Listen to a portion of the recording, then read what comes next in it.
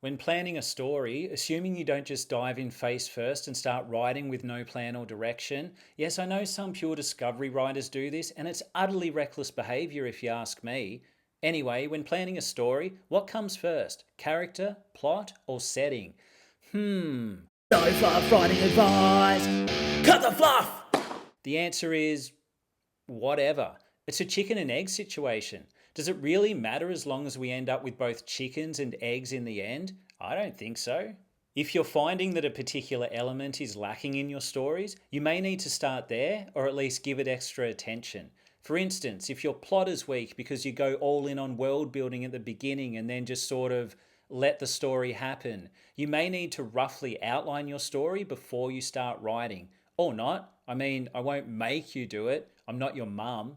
Personally, I try to design a strong main character first, and then I build the plot and setting around them. Yeah, I might have a rough premise in mind, but it's the protagonist who ends up shaping the story and sometimes even the setting.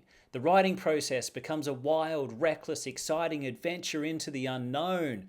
Is that overselling it? Some writers might prefer to start with world building, designing a rich and flavourful universe before dropping their characters in and figuring out what to do with them, allowing the plot and characters to develop naturally within the setting. That's cool. Others might start with a plot in mind before they even know who will be involved or where the story will take place. Wild, I know. To me, this feels the most unnatural because you then need to shape your characters and your world around the story, the predetermined plot you've set in motion. But if it works for you, what can I say? Once again, I'm not your mum.